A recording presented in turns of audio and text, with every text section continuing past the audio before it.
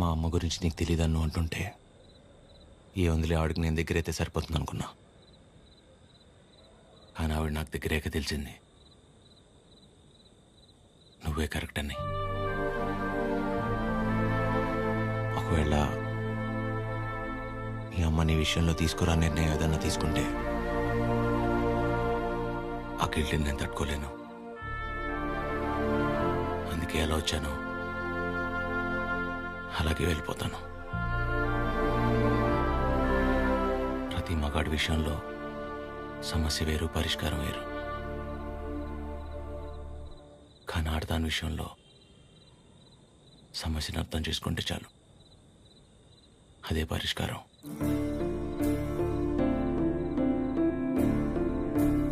I'll miss you.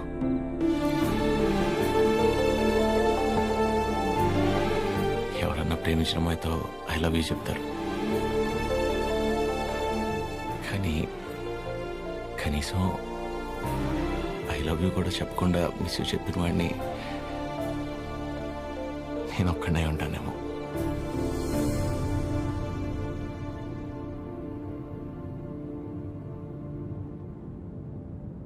ఇప్పటిదాకా నేను ఒక్కదాన్నే నీ గురించి ఆలోచించాను, కానీ ఈ విషయంలో వాడు కూడా నీ గురించి ఆలోచించాడు. అనుకోకుండా ఆ తర్వాత రోజు ఏదేదో అయిపోయింది.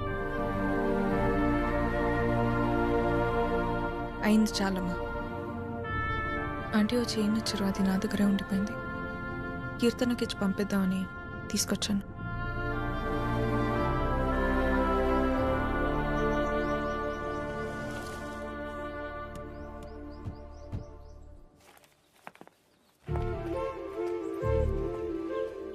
ఏంటి పద్మ, ఎవరు? ఏంటి, ఎందుకు అలా నించుని చూస్తున్నావు? రండి, రామ్మా. వెళ్ళి లోపలికి తీసుకురా. నువ్వు వెళ్ళు. పద్మ రండి, రామా కూర్చోండి. రా కూర్చో.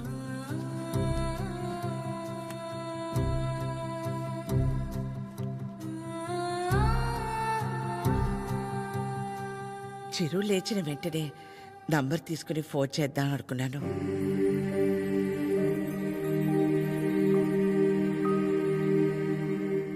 కాఫీ టీ ఏమైనా? పర్లేదు, థ్యాంక్ యూ. ఏమొద్దు. కాఫీ టీ అంటే 10 నిమిషాలు పడుతుంది కదా. ఈ లోపు మనం ఎక్కడ ఏదో అడుగుతామని భయపడుతున్నారు. మనేమి అడగమని చెప్పేసి అది.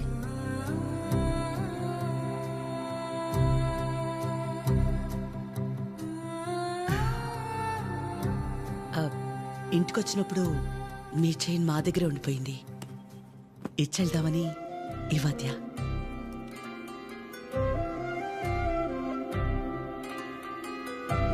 తొందర ఏముంది, తర్వాత అయినా ఇచ్చి ఉండొచ్చు కదా. తొందరని కాదు, ఎలాగూ వస్తున్నాం కదా అని. నేను వెళ్తాను. అది పద్మ ఆగు, వాళ్ళు వచ్చారుగా. ఎందుకు అది ఉండి నేనుండబట్లేక ఏదో అంటాను, మళ్ళీ ఏదో అవుతుంది. నా వల్ల అయింది చాలదా? ఏదో బిడ్డవాడు కాబట్టి ఒక మాట కూడా అనలేదు. అదే వాడొచ్చి, పద్మమ్మ నేను నీ కడుపున పుట్టుంటే ఇలాగే చేసేదాని వాడిని ఒక్క మాట అనుంటే నా ప్రాణం తట్టుకునేదా? అందరి మనసులో ఉన్నదే కదా అది. నేను బయటికన్నాను, అంత మాత్రానికి అన్ని మాటలా? ఆవిడ పేరేంటి? జుట్టు ఇక్కడ దాకే సగంలో సగం ఉంటుందే. సరితలా మాట్లాడి ఉండకూడదు, తప్పే. నా బాధ సరిత అలా మాట్లాడింది కాదు. అంత జరుగుతున్నా నువ్వేం మాట్లాడలేదు. అందుకే. ఏం మాట్లాడాలి పద్మ?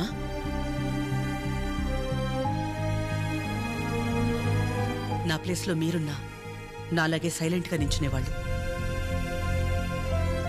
మీలా కాదు నా గతం. మీలా ఒకరికి 10 మంది లేరు నా గతంలో. ఓ రోడ్డు దాటాలంటే ముందు చూపు మీద ఆధారపడతాం, తర్వాత వినికిడి మీద ఆధారపడతాం. అది లేదంటే సాయం చేయమని ఓ మాట మీద ఆధారపడతాం. ఎప్పుడైతే గౌరవించకపోయినా పర్లేదు, కనీసం ఆడదని గుర్తించటం కూడా తెలియని వాణ్ణి పెళ్లి చేసుకున్నాను, చూపు పోయింది. నా బాధ ఇదని ఏడ్చినా మౌనంగా ఉన్న ఇంట్లో వాళ్ల వల్ల వినికిడిపోయింది. సాయం అడుగుదామంటే ఎక్కడ డబ్బు అడుగుతుందేమో అన్న బంధువులు ఒకవైపు, సాయం చేస్తాం మాకేంటి అన్న రాబందులు మరోవైపు.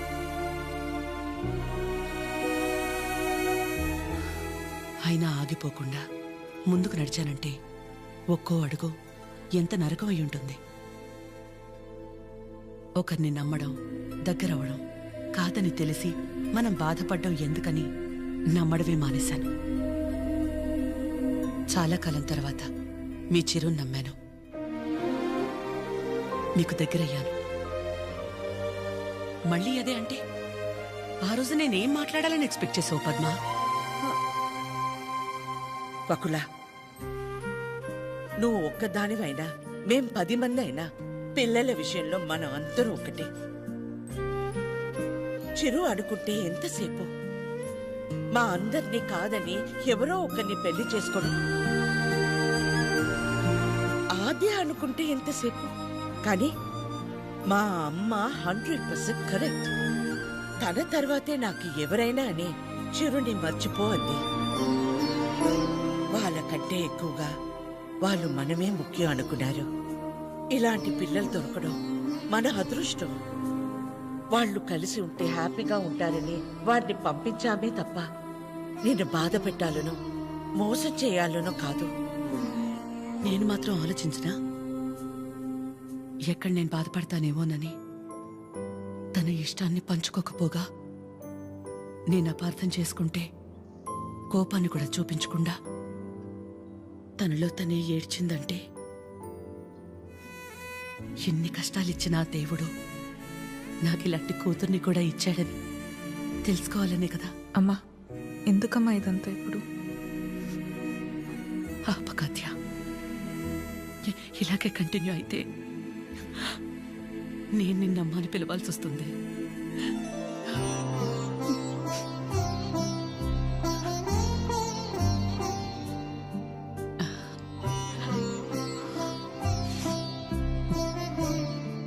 అందరూ ఒకవైపు, మనం మాత్రం ఒకవైపు ఉంటే ఆ బాధ ఎలా ఉంటుందో నాకు తెలుసు. అలాంటిది ప్రవళిక విషయంలో ఒక్కతే ఉన్న తన పక్కన చిరు వెళ్ళి నించున్నప్పుడే నాకు అనిపించింది తనందరిలా కాదని.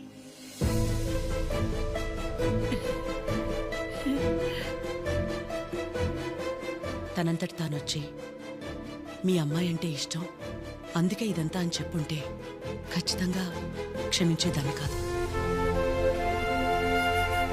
ఎప్పుడైతే తన వల్ల నాకు ఆద్యకి మధ్య ఇంత దూరం కూడా రాకూడదనుకుని తన ప్రేమనే పక్కన పెట్టేయాలని నిర్ణయం తీసుకున్నాడో అప్పుడే తనకంటే ఆడవాళ్ళని గొప్పగా ఎవరూ అర్థం చేసుకోలేరని అనిపించింది.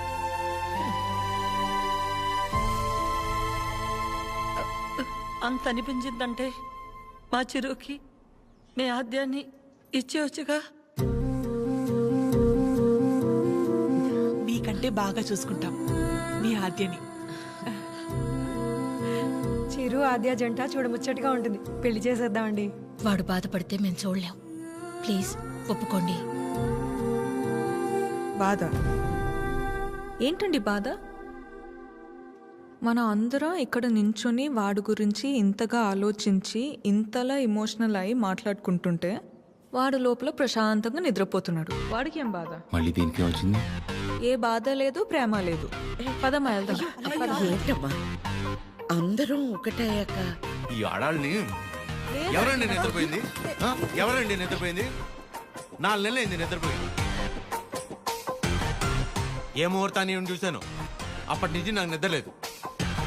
కళ్ళేంటి ఎర్రగా ఉన్నాయంటే షాంపూ పడిందని అబద్ధం చెప్పుకుంటూ తిరుగుతున్నా.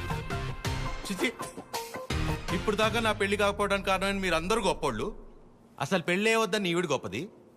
ఇదిగో తినుందే ప్రేమించినోడు ఏమైపోయినా మా అమ్మే నా సర్వస్వం అనుకున్న తిను ఇంకా చాలా గొప్పది. మీరందరూ గొప్పోళ్ళు, నేను ఒక్కడే తెంగరోని.